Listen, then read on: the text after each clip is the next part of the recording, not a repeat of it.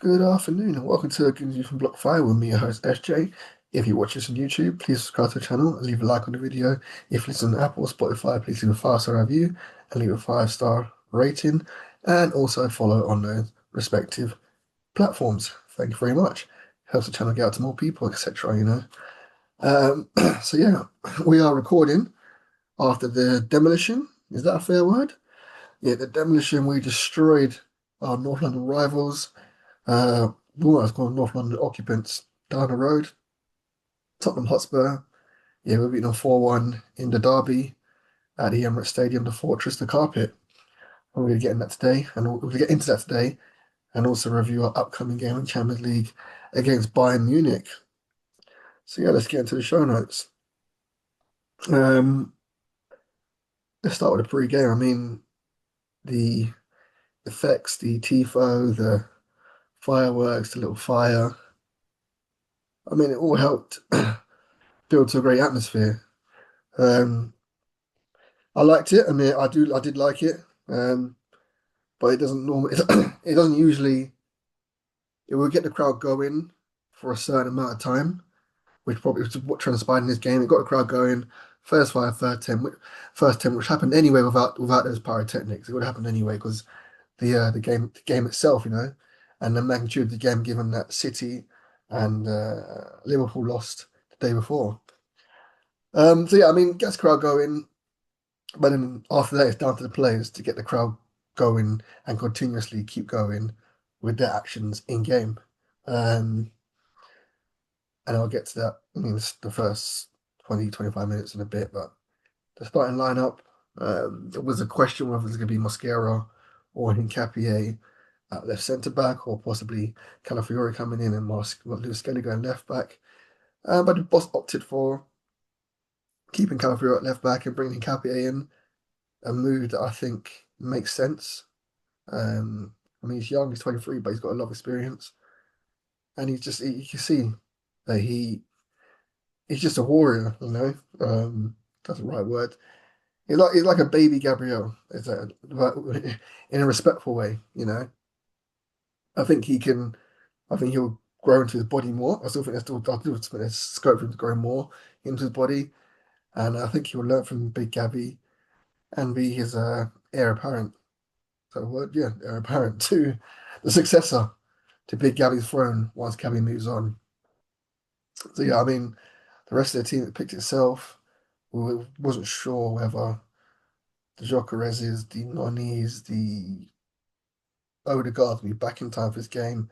There's reports, speculations. That's all it is until the starting lineups and the whole team is announced. We did welcome back Nonny on the bench, and someone else came back as well. Skip my mind. Hang on 1 second. Nonny came back. Oh, okay.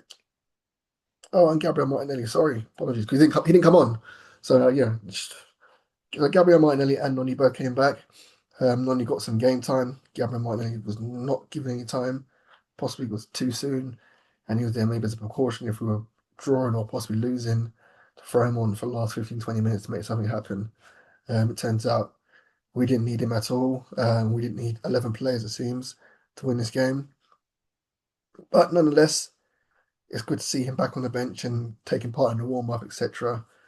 Warm up in front of fans in the North Bank corner, getting a nice reception. So yeah, it's nice to see him back, and hopefully we can welcome back a few more players. I think Joker is close. Havertz is set back. Gabriel Jesus, you've seen photos and videos.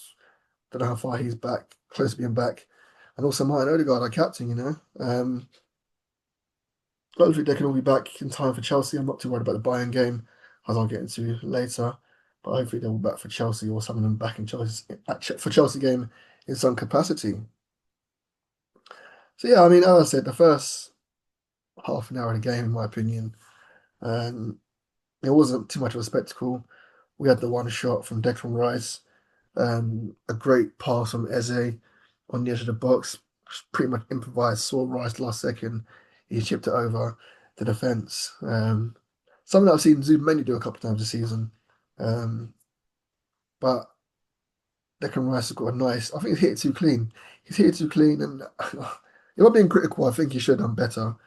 Um, just to know where he is on the pitch in relation to the goal, and trying to actually hit it across the goal to the far corner. It was like he was happy to get a true connection on the ball, and he went straight down the keeper's throat. I mean, on a different day, he goes for the keeper's legs into the back of the net, but it was a good save by Vicario nonetheless, given the strength of the shot. Sorry, the power on the shot. And yeah, I mean, like that got the crowd going. These are the in-game things I'm talking about to get the crowd going. To keep their support loud. And but after that, I mean, the game just we just going it was going by the wayside. You could see that they were wasting time on their set pieces, taking ages on their goal kicks. I don't know how. I mean, what I would say about Mike Oliver, he didn't make this game about himself. I don't. I know. I think that's the crowd were chanting about it's all about him, but I think, in all fairness, we took him out of the game by the way we played. We didn't give him anything to make any decisions to make, and also Tottenham took him out of the game as well because the way they played, they just didn't do anything to us. There wasn't much of a fight put up by them, in my opinion. Sorry. Um, but yeah, that first half an hour, the first 35 minutes, it just went by. There was no chances either side. Um, and then we just before halftime, we got our foothold in the game. I think what might have ignited the crowd was a Saka dribble. He picked up the ball, got in between Van der Ven and Bentancur. He left Van der Ven for dead, and Bentancur had no choice but to pull him down. And I think that was just before that was the catalyst to get the crowd going, to get the boys going again. And the boys duly obliged. What was our first goal? Ezra, obviously. That's a lie. Our first goal was Trossard. Our first goal was Trossard in the 36th minute. Um, that's why I kept saying the 35th minute because it was 36th minute when we scored our goal. Leandro Trossard, from our last pod, he's someone that I said was my player of the season so far. It's good that he's got the opportunities to play so much this season. Would it have happened if we had a fit squad? Probably not. But he's been given a chance. He's taken that chance with both hands. He's in the prime. He's in the prime of the career at the moment. What's he, 31? 31 or 32? Leandro Trossard is 30. So I'm doing him a disservice. He's 31 in December. So he's in his prime, He's in his prime. We know, I mean, we dodged a bullet with Mudryk. We got Trossard in. He started like a house on fire. Form kind of dipped recently. We had the hoo-ha in the summer about him getting a new contract, the same terms, same length, just more money. But just we can all eat humble pie and agree that he's made us eat our words for his performances. And to be fair, he is when he performs well, he does perform very well. He's a very good contributor in a GA system. He might not get a GA, but he'll be involved in the build up. Just the level of his intelligence um, is just there to see. But the goal came from Mikel Marino. I mean, a player that if you listen, you know that I'm not his biggest fan, Mikel Marino. Uh, it came for his dropping back. I mean, like I said, in the last 4 or 5 pods, I feel like he drops too deep to pick up the ball and doesn't give us a focal point or give us any kind of ability to go in behind defence for our striker because he's always in the midfield or playing centre back alongside Saliba. But he's kind of worked out well for this goal. He's kind of dropped back a little bit, um, picked up the ball. Trossard, no, it wasn't Trossard. Trossard scored the goal. He picked up the ball off Timber. And I'm gonna get killed in the chat for that one, but I just I need to double check who got past that ball. It's not important. It's not even important who passed the ball. But I just want to know. I want to know. I want to know for you guys.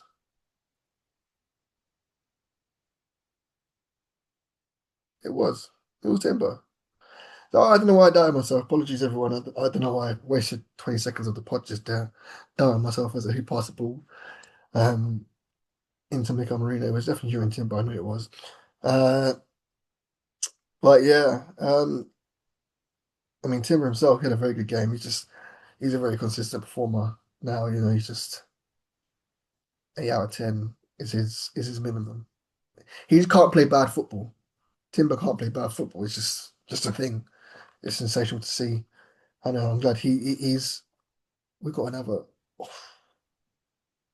We've got another 8, 9 years out of this guy coming still. He's 24, checking his age. He's 24 years old, so we've got another at least 8, 9, 10 years of this guy. Yeah, just it's a joy to see. Oh yeah, he played that ball into Mikel Marino, who's sorted his feet out quickly enough, and Trossard coming from his wing, filling in that role. I mean, I thought that's what it was. What game was it? Sunderland and Slavia Prague. So when Marino drops in, you need your wingers to invert and come in and fill that space, and it runs in behind. Trossard's done up to a plum here, you know.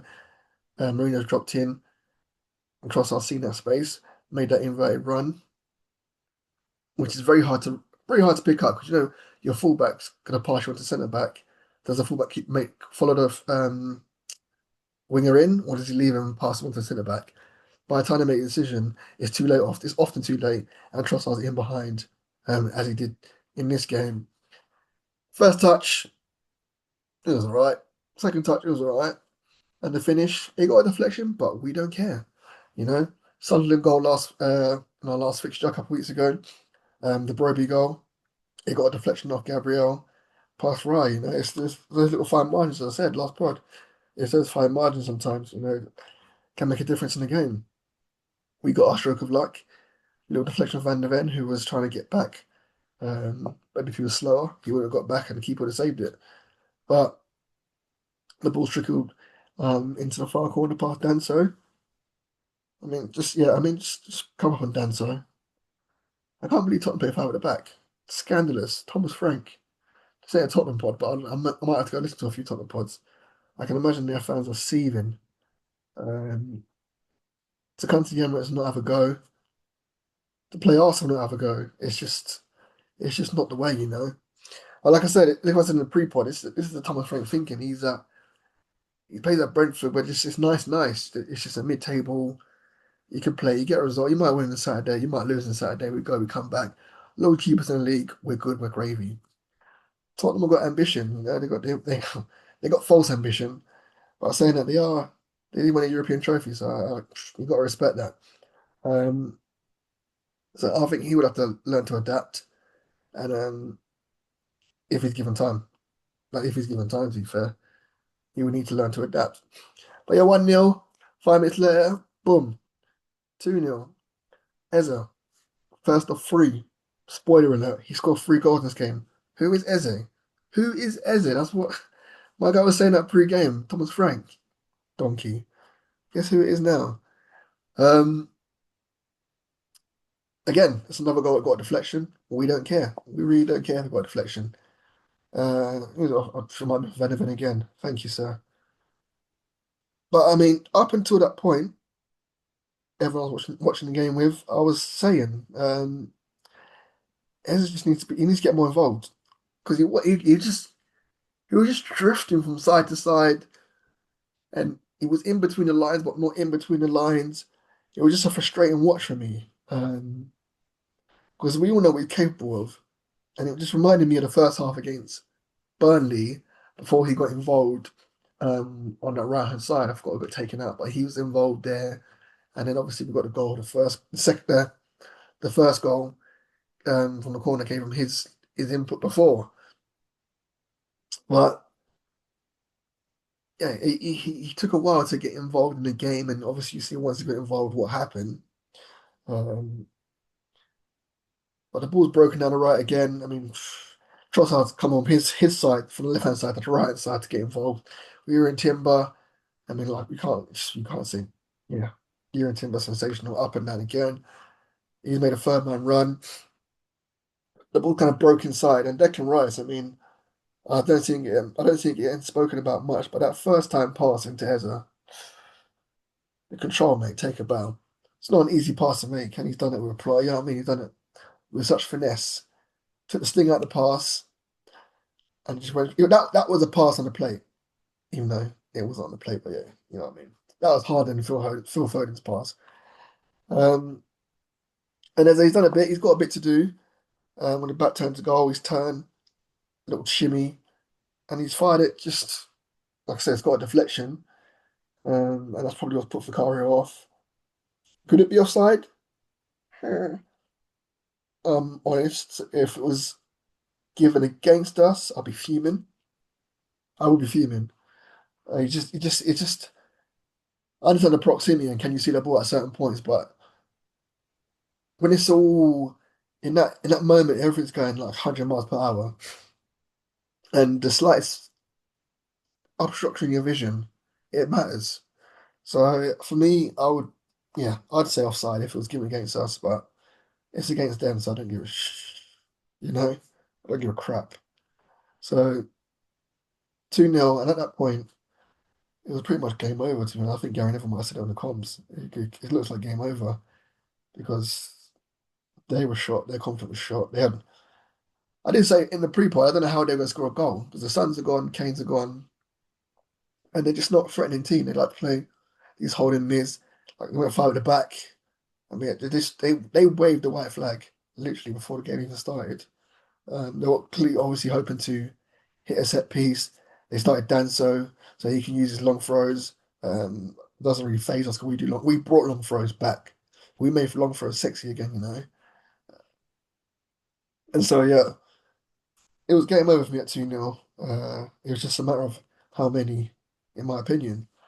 And straight after half time, I mean, I don't think a lot of people got back to their seats. You know, if you know Emirates half time, uh, the queues can be long. To get yourself a little drink, a little pie, and by the time you finish, you might miss the first 2, 3 minutes of the first half because you're not allowed to take your drink back to your seat. But if you wasn't back within the first 40 minutes, 40 seconds of the second half, you would have missed Ezra's second goal. You know. Again, down the right, Timber involved again. He tried to play a ball in. I think it was Declan Rice making a third man run this time. Little inside, little inside overlap. Uh, it didn't go his way. Broke back to him. Composure, head up, finds Ezra on the edge of the box. I mean, it was similar to his first goal. He gets acres on the edge of the box. I'm not sure a team playing five at the back and two holding mids. Why the space is so big? Why the defense is dropping back so far? And the gaps are forming on the edge of your box, of all places. I mean, this goal here was it my favourite? I don't know.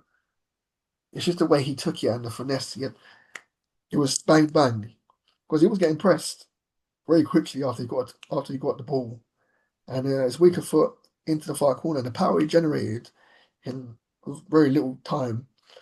Yeah, I'm gonna say that goal of his was my favorite goal during the game. Into the far corner, Vicario no chance. 3-0. Game over. If you're a Tottenham fan, quickly rush back to Arsenal station and get off at 7-6 and go home. We're done with you here. And then yeah, man, it's just joy. It's nice to be comfortable in these games. You don't like it because I think in that first 35 minutes, there was tension, nervous tension, not from them, from us, because we want to win. We're expected to win. We know what happened the day before, and we just want to get that goal. We don't want to get a goal. We defense is solid. And I feel like no tension was there. But once we realised that 2-0, 3-0 was game over, it was relaxed. And it was just party atmosphere in the stadium, you know. And Richard Eze, you know the whole story behind him, going Tottenham, got hijacked. It was just a beautiful moment. I mean, they did score a goal. I'll be real, they did score a goal. It's weird that Thomas Frank's been in charge for 2 games, if you include the one in pre-season. They scored 2 goals under him against us, and the combined distance of the goals scored against us under Thomas Frank is about 80 yards. Uh, it was similar. I don't think the trap was set the similar way they set the trap in pre-season for Mars Lewis Skelly. But Paulinho, we know he's good for his pressing, getting a yellow card and putting his foot in. He's done well to track down Mines Mendy, who took one touch too many, some would say. He's nicked the ball. It's a good tackle, clean tackle. Nicked the ball, and Richarlison, I mean, to everyone's surprise, he's seen right off his line. Which quite a lot of people do see right off his line. I mean, you've got Richarlison, you've got the one in pre-season, you've got Mateta last season, Crystal Palace. Because Darraghi's involvement in terms of not involved in that build-up, but he's always available for the pass. So if we do lose it, it's likely he's going to be 10, 20 yards off his line, as he was, yeah, as he was against Tottenham. And Richarlison, hats off to him. It was the perfect shot. He couldn't have got it any better. If he underhit it, right gets back. If he overhits it, probably crossbar goes over. But he hit it perfectly. And that was probably the only way they were going to score, to be honest. And 3-1. I don't think anyone was worried at 3-1 because they weren't really offering anything in terms of attacking, and we were just smothering them. Our pressing was quality. We were in every aerial duel. I mean, hats to Hincapié. I think he won 2 out of 3 aerial duels. We're going to get to his last one. One of his 2 winners for the fourth goal. But yeah, I mean, it's a good game. It was a good game to come in for Hincapié to start because he didn't have much to do. You know, um, yeah, it was just can you pass the ball forward? Can you keep the ball going from side to side and pass the ball through the lines? Which I think him and Saliba did well. There were times I think we could have passed the ball into the midfield a bit quicker. Like just trust your pass. Saliba's got to use left foot for me sometimes more to get the ball because of times he's coming from right to left, and the pass into Zubimendi or Rice was on, and just didn't trust his left foot, which is fair. He'd rather than keep the ball than try it with his left foot and give the ball away, and then all of a sudden someone else is shooting from 55 yards over Darren Raya.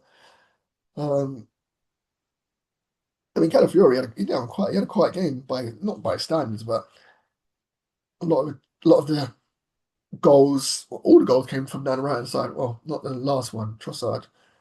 Um, Trossard set that one up for Eze. But in terms of his positioning and pick up the ball, yeah, one of his more quiet games around the radar. Just done his job. Like I said, it was just a party atmosphere. Just wherever you watched it, it was a party atmosphere. You could watch it in the pub, in the park, in the stadium. It was just joyous. You know.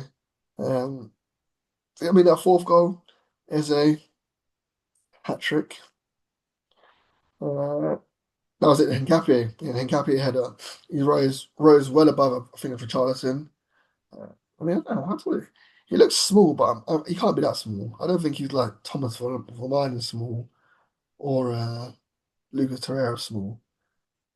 I'm sure he must be. He must be a decent height. Yeah, silence is not me. I haven't gone nowhere. Don't worry. 184 centimeters. That's around 6 foot. Okay, so he's that's a decent height for a centre back. 6 foot. He's got a good leap on him. Um, he just looks smaller. He looks smaller than what he is. Let me see who's taller, him or Zubimendi. Hey, he's taller than Zubimendi, but Zubimendi makes it look a bit. He looks good when he does it because he wins headers when you don't expect to win headers for that height. 180 is for 5'11". Sorry, I'm rambling about heights. Let's get back to it. Yeah, so Capier, he's on a great header. It's broke out. It's gone out wide to Trossard.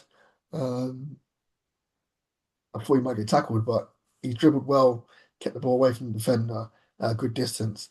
He's fired the ball inside to Eze. He's again on the edge of the box. He's got the freedom of Islington. Um, sells the doggy a fake. Although I'm not sure he was. Did he see him? He might have seen him, but he just sold a fake because he wants to just get the ball out of his right, get the ball out of his feet onto his right foot. But in the same process, Odoi got sold a fake, slipped, and he smashed that ball into the bottom corner with his left right foot, man. I mean, I said in the last pod, Eze was the one that needed more from this season. I said he needs some goals. He must have listened, heard me, and yeah, he's delivered. So yeah, you can all thank me. Don't worry about that.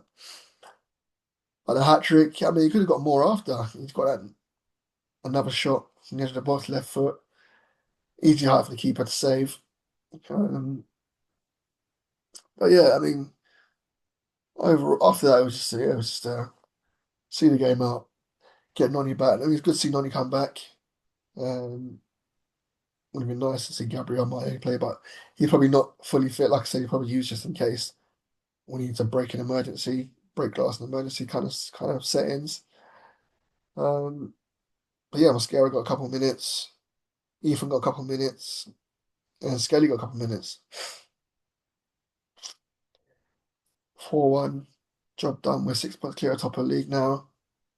6 points is not a lot, to be honest. We need to not get sucked into this social media bubble because it's a very condensed bubble. A lot of opinions. Everyone offers their opinions. I'm here offering my opinions, and you'll hear opinions from left, right, and centre about our title shots, our title chances. Sorry, um, and you'll hear no excuses. You have to go and win it. Like Liverpool are 5 points clear, literally after 4 or 5 games, 6 games,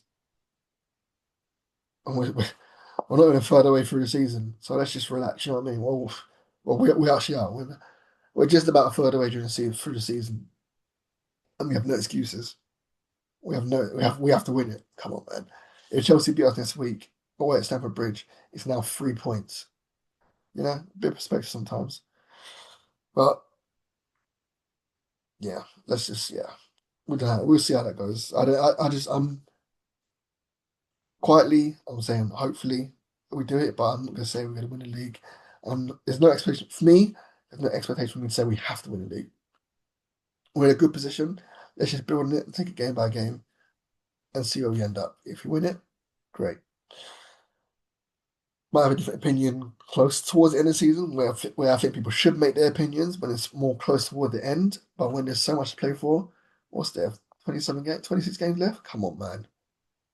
Come on, 26 games left? That's a lot of games. That is a lot of games. A lot of games. You know, what is this? Oh, 26, 78 points to play for still. 78 points to play with. I'm trying to see how many points we got last season.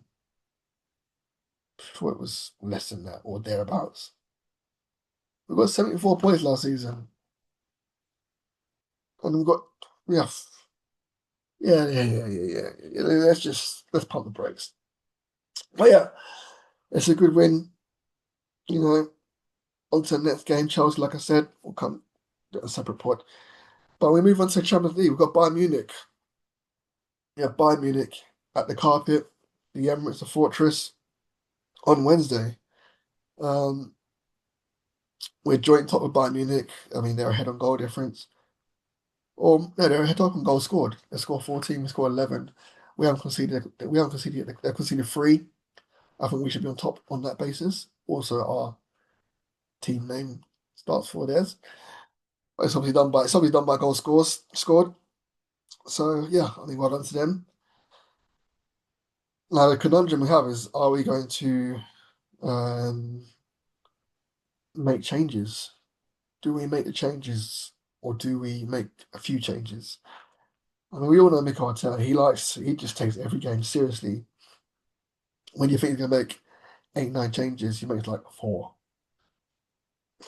changes. Um, in my opinion, because we took the Slavia Prague game more serious than I thought we should have. But in the end, it made more sense. It made sense because now we can take this game off. Well, not off, but you know what I mean. Um, but then I think we have internet, don't we? Oof, oof. It's tight. It's tight because you can say, okay, yeah, um, throw it away and then throw it into game. Um, but other teams around us might have played their harder games already, and they're in like behind us. Next minute, we're in the playoffs. Playing 2 extra games, which you don't need. Phew, on that basis, I think I'll make a few changes.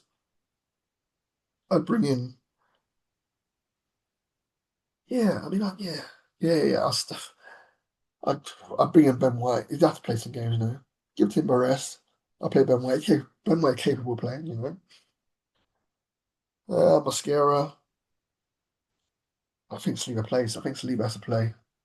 Yeah, Saliba plays. Get an easy game at the weekend, you know. Easy. I play Saliba Hincapié, left back. I play Lewis Skelly because I think he's capable on the European scene, as he's proven. Um, Miles Many retains his place. Oh, we just don't want to run Declan Rice into the ground, you know. You don't want to run these players into the ground. It's decisions. I wouldn't want to be Mikel Arteta. Um, Even when I'm saying I'll make changes, I'm here thinking, no, I don't want to make changes because I want to win the game. Um, who comes in? Can Noni start? I'm not sure. Problem is, you don't want to start Ethan this game. Okay, to be fair, I think I'll bring in Ben White for Timber, Lewis Skelly for Calafiore, um, and at a stretch, if he's able to start, I might start Noni for Saka, and I'll keep the rest. There you go. I know if we get some players back, I might nearly get half an hour for me. If Odegaard's back, get half an hour. Yeah, if Jesus is back, half an hour as well, you know. Mascara can come on for Saliba after 60 minutes. Yeah, I mean, yeah. I went from making five, six, seven, eight changes to making two, two, two whole changes. Change the fullbacks. Fantastic. I mean, Bayern Munich, they're doing well this season. You know, I think they had won every game in Bundesliga. I don't think that's the case anymore. I believe they drew. They did, yeah, they drew. They drew with Union Berlin, who were a decent team a couple of years ago. Um, but they played 11 games in Bundesliga, scored 41, conceded 8, played 10, won 10, drawn 1. Um, so they're going well, you know, under Vincent Company. Um, does that prove the players make the manager? Or the managers make a player because he got Burnley relegated and hopped off to Germany, got better players and he's looking decent.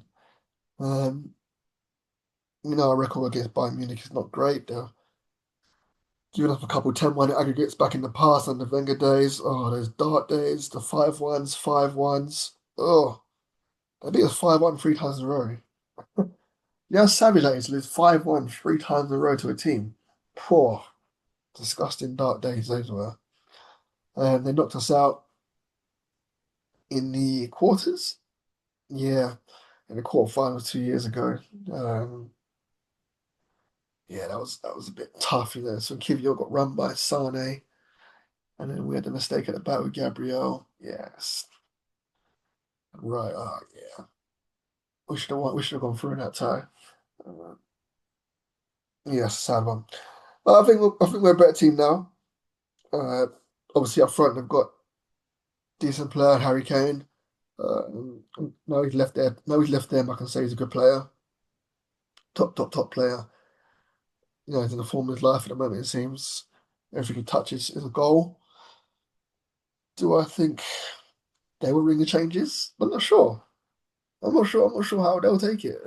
It's weird. It's interesting to see how both teams take it. You know, um, if I know Arteta and company, I think they'll come up full strength. They just want to win games. They just want to win the next games in front of them.